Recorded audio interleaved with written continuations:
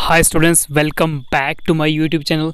देखिए बच्चों, हम डिस्कस कर रहे थे, लास्ट वीडियो में हमने डिस्कस किया था very very short answer type questions, यानी ऑब्जेक्टिव टाइप क्वेश्चंस और वन लाइनर्स और ट्रू फॉल्स, जितने very short answer type questions हैं उनको हम डिस्कस कर रहे थे।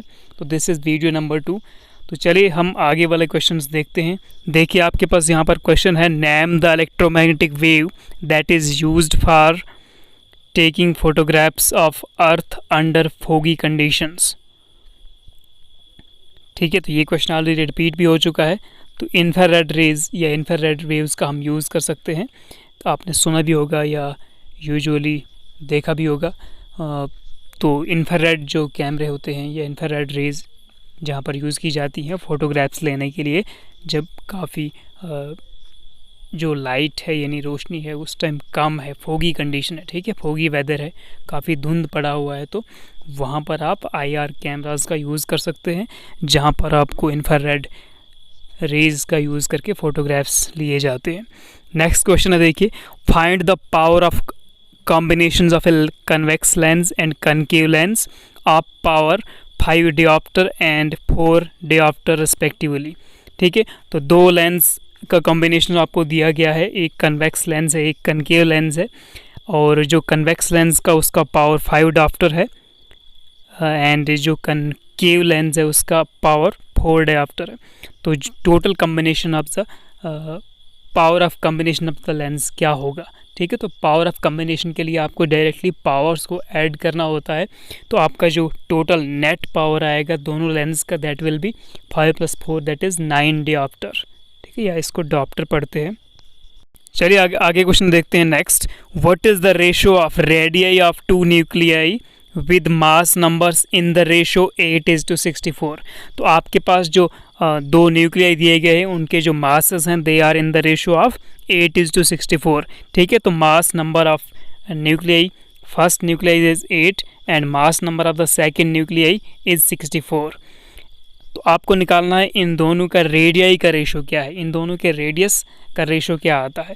तो देखिए आप ऑलरेडी जानते हैं कि जो रेडियस ऑफ द न्यूक्लियस है that is directly proportional to A⁻⁴, यानी मास नंबर का 1/3 पावर होता है। ठीक है, तो आप कैसे निकालेंगे? आप R directly proportional to A का 1/3 लिख सकते हैं, ये A की पावर 1/3 लिख सकते हैं।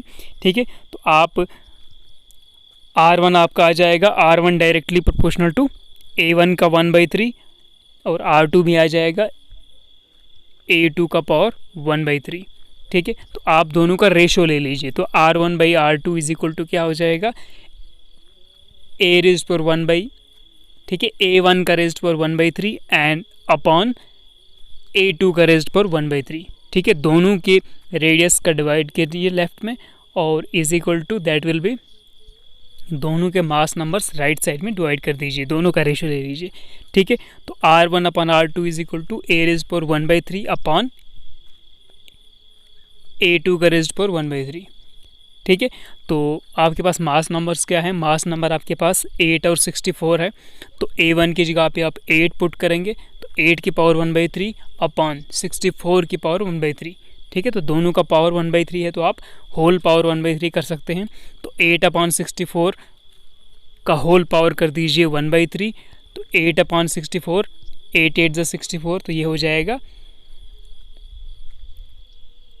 1/8 का होल पावर 1/3। ठीक है, 1/8 को आप 2 का क्यूब लिख सकते हो, है ना, और 1/8 को आप 8 को आप लिख सकते हो 2 का क्यूब, तो ये बन जाएगा 1/2 की पावर 3। क्लियर? तो 1/2 की पावर 3 है ना, तो होल पावर है 1/3, तो जो 1/3 का 3 है वो कट हो जाएगा और जो 2 की पावर 3 है वो कट हो जाएगा। ठीक है, 3 कैंसल्स विद 1/3। ओके, तो आपके पास R1/R2 का वैल्यू आ जाएगा 1/2। ओके, तो ये जो relation between the radius and the mass number है, यहाँ से भी एक क्वेश्चन का शॉर्ट आंसर टाइप का क्वेश्चन यहाँ से भी बन सकता है 1 और 2 मार्क्स का, तो ये क्वेश्चन भी इम्पॉर्टेंट है। ठीक है, तो चलिए अब चलते हैं क्वेश्चन नेक्स्ट हमारे पास। देखिए, the resistance of ideal volt meter is that is infinity. ठीक है, आपको पता ही है। Name the layer of atmosphere from which radio waves are reflected. बहुत इंपॉर्टेंट क्वेश्चन है, वेरी इंपॉर्टेंट क्वेश्चन, 1 मार्क्स। तो देखिए, आपको याद रखना है कि जो आयनोस्फीयर, जो लेयर ऑफ एटमॉस्फेयर है, वहाँ से रेडियो वेव्स रिफ्लेक्ट होती हैं बैक टू एटमॉस्फेयर। ठीक है, तो the layer of the atmosphere from which the radio waves are reflected back is ionosphere. ठीक है, इसको याद रखेंगे आप। Find the focal length of combination of a convex lens and concave lens of focal length 20 centimeter and 30 centimeter respectively. ठीक है, तो आपको फोकल लेंथ निकालना है, दो लेंसेज का कॉम्बिनेशन दिया हुआ है। एक लेंस कन्वेक्स लेंस है और उसके साथ में लगा हुआ है concave lens. Focal length of convex lens is 20 centimeter and focal length of concave lens is 30 centimetre. ठीक है, तो मतलब आपके पास f1 focal length of the first lens that is convex lens is 20 centimeter and focal length of second lens that is f2 is 30 centimetre. ठीक है, तो अब आपको याद रखना है कि कन्वेक्स लेंस का फोकल लेंथ पॉजिटिव या नेगेटिव होता है या कनकेव का पॉजिटिव नेगेटिव होता है। तो आपको याद रखना है जो कन्वेक्स लेंस है उसका फोकल लेंथ दैट इज़ जो वैल्यू आपको दिया होगा तो उसका फोकल लेंथ आपको पॉजिटिव लेना होता है, और जो कनकेव लेंस होता है उसका फोकल लेंथ आपको नेगेटिव लेना होगा। ठीक है, ओके। तो टोटल फोकल लेंथ आपके पास कैसे आएगा, देखिए जो रिलेशन है कॉम्बिनेशन ऑफ फोकल लेंथ, ठीक है, कॉम्बिनेशन ऑफ लेंस के केस में, तो टोटल फोकल लेंथ के लिए आपके पास फार्मूला है 1/f is equal to 1/f1 plus 1/f2। ठीक है, तो f1 आपके पास 20 सेंटीमीटर है और f2 आपके पास -30 सेंटीमीटर है। ठीक है, कनकेव के केस में। तो आप क्या करेंगे, ठीक है, आप इसको क्रॉस मल्टीप्लाई कर दीजिए, तो that will B, right side को देखेंगे आप तो आपके पास आ जाएगा f2 plus f1 upon f1 f2। ठीक है, तो उसके बाद दोनों का रेसिप्रोकल कर दीजिए, 1/f को लेफ्ट साइड आप f1 1 कर दीजिए और राइट साइड आप f1 f2 upon f1 plus f2 कर दीजिए। ठीक है, तो आपके पास focal length f is equal to f1 f2 मतलब 20 इंटू -30 अपॉन f1 आ गया 20, f2 आ गया -30, तो 20 में से -30 गया तो आपके पास आएगा -10। ठीक है, तो 20 इंटू -30 -60 अपॉन -10, तो माइनस माइनस कट, सो आपके पास आंसर आ जाएगा 20 into 30 that is 600 upon 10, that is 600 upon 10 आ गया 60 सेंटीमीटर। तो जो focal length of the combination of lens है दैट इज़ 60 सेंटीमीटर। ओके, तो ये फार्मूला याद रखना। बाकी फार्मूले भी है ना जो आपके पास मिरर फार्मूले हो गए, लेंस फार्मूले, लेंस मेकर्स फार्मूले हैं। ठीक है, आगे आपके पास Young's modulus of Young's double slit experiment है, फिर इंटरफेरेंस डायफ्रैक्शन से क्वेश्चन, और साथ में जो आपके पास एंगल ऑफ प्रिज्म या वहाँ पे, ठीक है, स्कैटरिंग से क्वेश्चन निकल सकते हैं, या टोटल इंटरनल रिफ्लेक्शन। ठीक है, तो वहाँ से स्मॉल या शॉर्ट आंसर टाइप क्वेश्चन आपको आने का एक अच्छा ऑप्शन है। ठीक है, 1 और 2 मार्क्स के क्वेश्चन वहाँ से चढ़ सकते हैं ऑलरेडी। ओके, चलिए नेक्स्ट क्वेश्चन पे देखते हैं। देखिए यहाँ पर भी है, what is the ratio of mass number of the 2 nuclei with radius in the ratio 1:2। ठीक है, तो रेडियस जो है आपके पास उनका रेडियस का रेशियो दिया हुआ है इस वक्त। ठीक है, तो आपके पास R1 is equal to 1, R2 is equal to 2, आप ऐसे भी ले सकते हो, या R1 अपॉन R2 आपके पास 1:2 यानी 1/2 दिया हुआ है। तो आपको A1 अपॉन A2 यानी ratio of the mass number of first element to the second element या first nuclei to the second nuclei आपको निकालना है। ठीक है, तो देखिए आपके पास, मैंने जस्ट अभी पीछे भी आपको बोला वीडियो में कि जो radius is directly proportional to mass number की पावर 1/3, या आप बोल सकते हो mass number is equal to radius का क्यूब। ठीक है, तो मतलब A is equal to R⁻3। ठीक है, A directly proportional to R⁻3। तो जो आपके पास ratio of the mass number आएगा, ठीक है, तो दैट विल बी R1 का पावर 3 अपॉन R2 का पावर 3। ठीक है। तो R1 का पावर 3 अपन R2 का होल पावर 3 आ जाएगा। तो R1 अपन R2 आपको दिया हुआ है 1/2, 1/2 का पावर होल पावर 3 करोगे तो दैट इज़ 1/8, ठीक है। 2 का पावर 3 8 होता है तो 1/8। तो A1/A2 यानी ratio of the mass numbers is 1/8, ठीक है।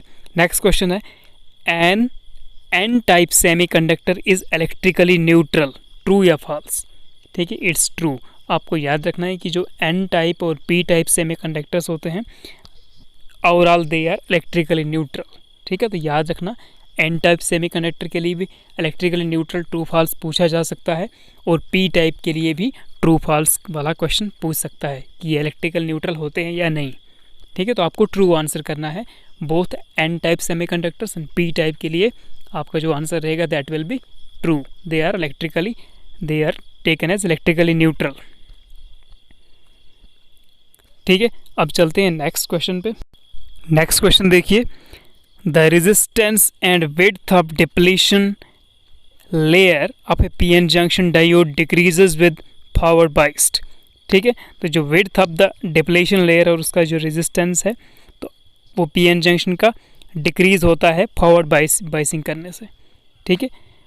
तो बिल्कुल ठीक है, जब आप फॉरवर्ड बाइस का केस लेते हो पीएन जंक्शन के केस में तो जो डिप्लीशन रीजन है उसका विड्थ कम हो जाता है, ठीक है। तो मतलब रेजिस्टेंस भी कम हो रहा है, ओके। तो इसके लिए ये स्टेटमेंट भी ट्रू है, ठीक है। तो आप याद रखना कि जो width of the depletion layer है दैट डिक्रीजेज वाइल, ठीक है, while the case of forward बाइस इज डन, ओके। तो ये इसका स्टेटमेंट ट्रू है। डिफाइन डीमॉड्यूलेशन आया हुआ है, जस्ट डेफिनेशन आया है 1 मार्क्स का, उसके बाद फिर मॉड्यूलेशन भी आ सकता है, आपको पता ही already. What are the 3 elements of basic communication system? Next, हाँ यही वाला। तो बेसिक कम्युनिकेशन सिस्टम के आपको 3 एलिमेंट्स बताने हैं, that is your transmitter, transmitting channel and receiver, या आप बोल सकते हो signal emitter, communication channel, signal receiver. कभी कभी 3 एलिमेंट्स के बजाय 4 लिखे जाते हैं, ठीक है। तो दैट इज़ योर एलिमेंट्स। तो 3 एलिमेंट बताओगे वो अच्छा है, 4 भी बता सकते हो, ओके। चलते हैं आगे।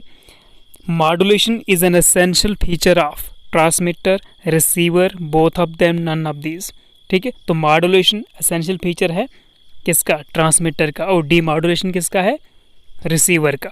तो ये इसने बोला है modulation is an essential feature of, तो आपको आंसर देना है ट्रांसमीटर का एसेंशियल फीचर है, ओके क्लियर। चलते हैं नेक्स्ट, देखते हैं कुछ और क्वेश्चंस, ठीक है। तो ये भी 1 मार्क्स क्वेश्चंस हैं, यहाँ पे ऑब्जेक्टिव टाइप आए हैं, बट आपको पता है नाउ अब ये 1 लाइनर्स या डेफिनेशन की फॉर्म में आते हैं, ऑब्जेक्टिव्स नहीं आते हैं।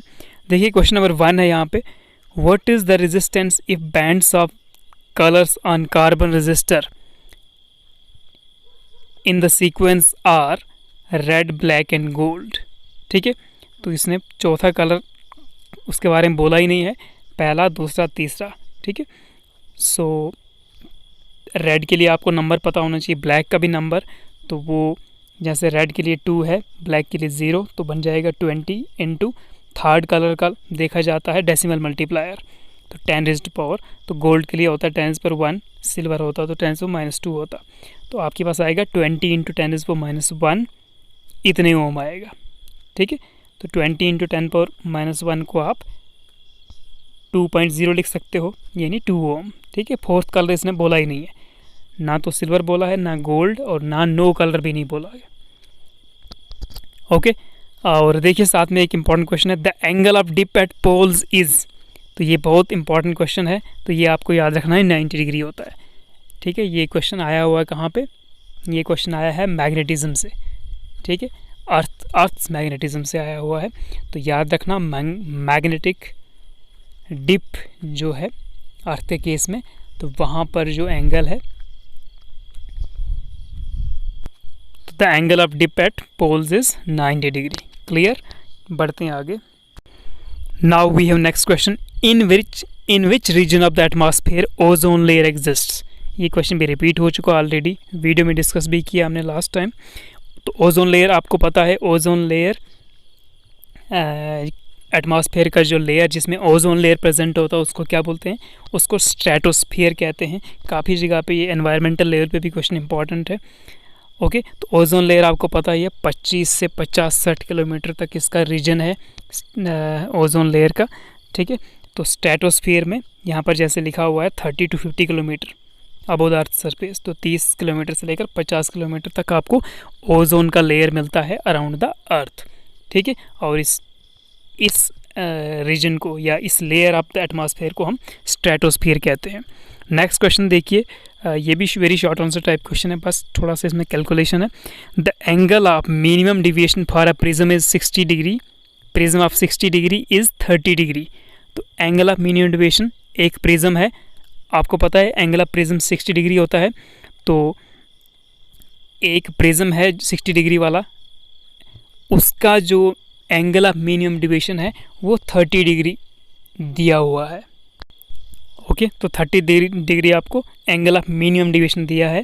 Find the angle of incidence and angle of refraction. ठीक है, तो एंगल आई और एंगल आर हमें निकालना है। तो देखिए आपको फार्मूला याद होगा, जब आप प्रिज्म के बारे में पढ़ते हैं ऑप्टिक्स में, तो वहाँ पर आपको refractive index, angle of incidence, angle of refraction, ठीक है, तो relation between the refractive index and these angles, ये भी सब पता होगा। तो देखिए given angle of prism A is equal to 60 degree आपको पता ही है, और डेल्टा एम यानी angle of minimum deviation that is 30 degree. ठीक है, तो आपको जो एंगल ऑफ इंसिडेंस है that is equal to I is equal to A plus delta M upon 2 होता है। ठीक है, A plus delta M upon 2, तो ये होता है एंगल ऑफ इंसिडेंस निकालने का टेक्निक फार्मूला।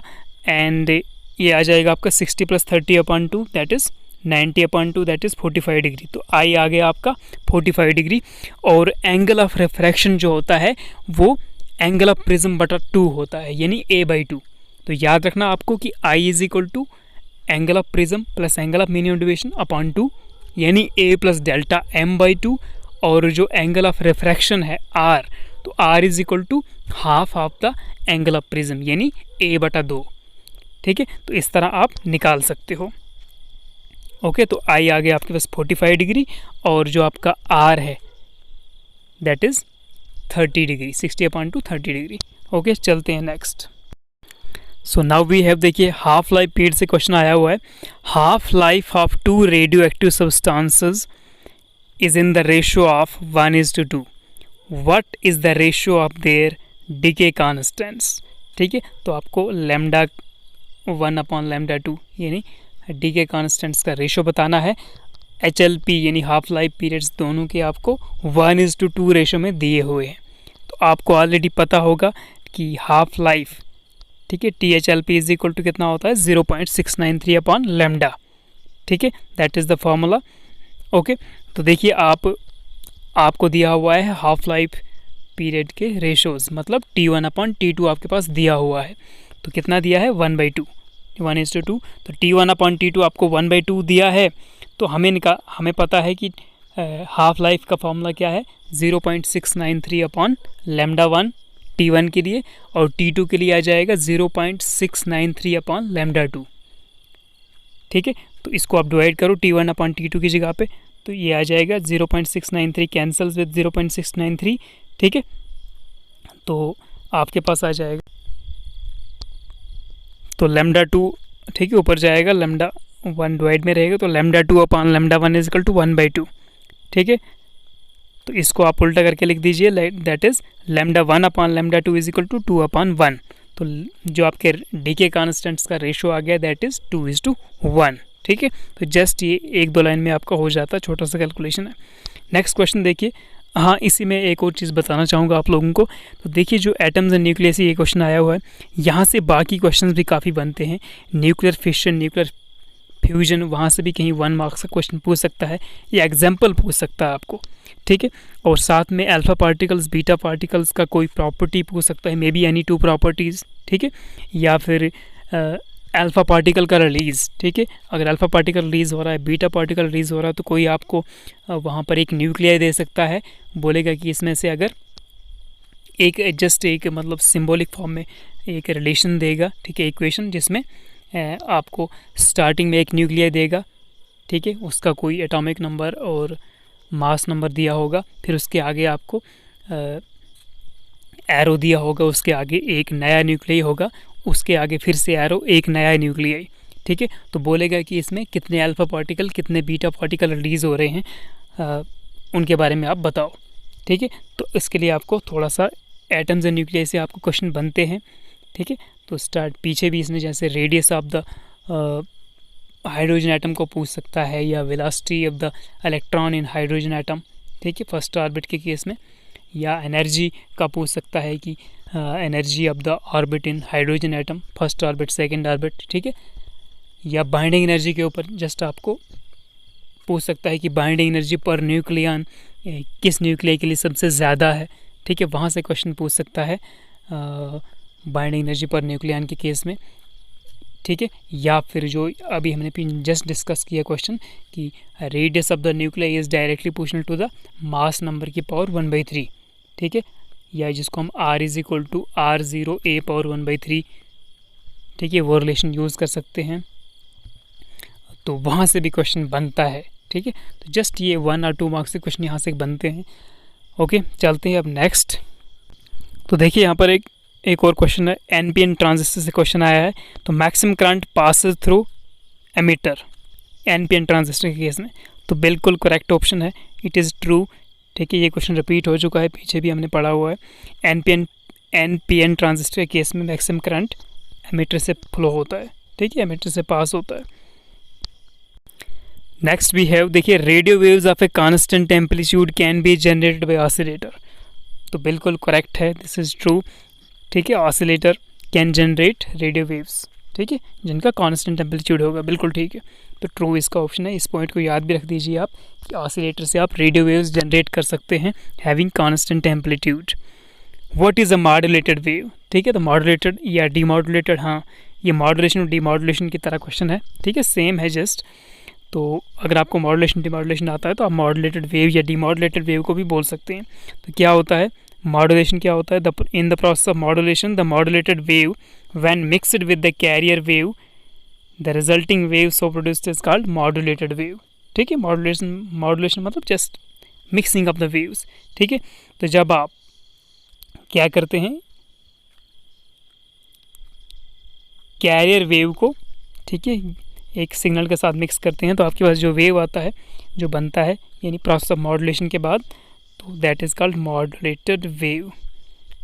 ठीक है, तो ये क्वेश्चन भी एक 1 मार्क्स के लिए अच्छा है। बाकी आपको पता है दूसरे elements of communication, sky wave propagation, ground wave propagation, ionosphere, ये जितने भी लेयर्स ऑफ एटमॉस्फेयर हैं।